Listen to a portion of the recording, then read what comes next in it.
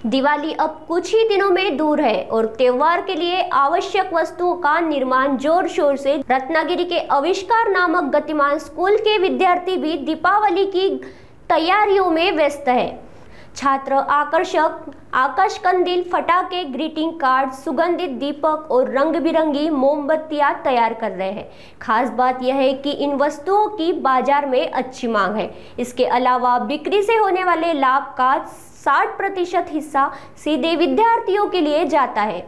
इससे उन्हें आर्थिक रूप से सहायता मिलती है और उनके हुनरबाज को भी बढ़ावा मिलता है।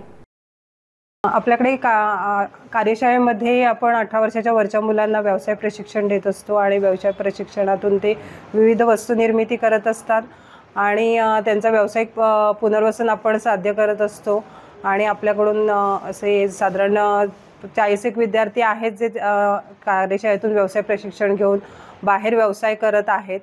आणि आपण आता दिवाळीच्या माध्यमातून आपण वेगवेगळ्या वस्तू निर्मिती इथे करत असतो। दरवर्षी आपल्याकडे ह्या वस्तू निर्मिती केल्या जातात।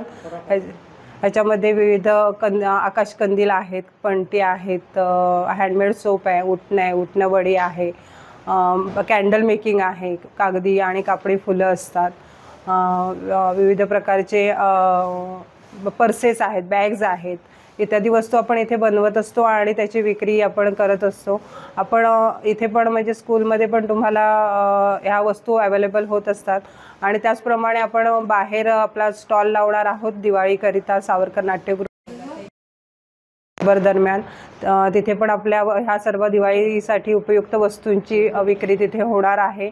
त्याचबरोबरीने आपल्याकडे ऑर्डर्स येत असतात आणि आपलं दिवाळी किट आहे जे आपण दिवाळीसाठी खास बनवलेलं आहे। त्यामध्ये दिवाळीसाठी उपयुक्त सर्व वस्तू आहेत एकत्रितरित्या, ते आपल्याला आपल्या आप्तेष्टांना गिफ्ट म्हणून देता येऊ शकतं। असे विविध आपण वस्तू बनवलेल्या आहेत आणि त्याची विक्री आपण इथे करणार आहोत। आपलं नाव? नेहा अमोल शिवलकर।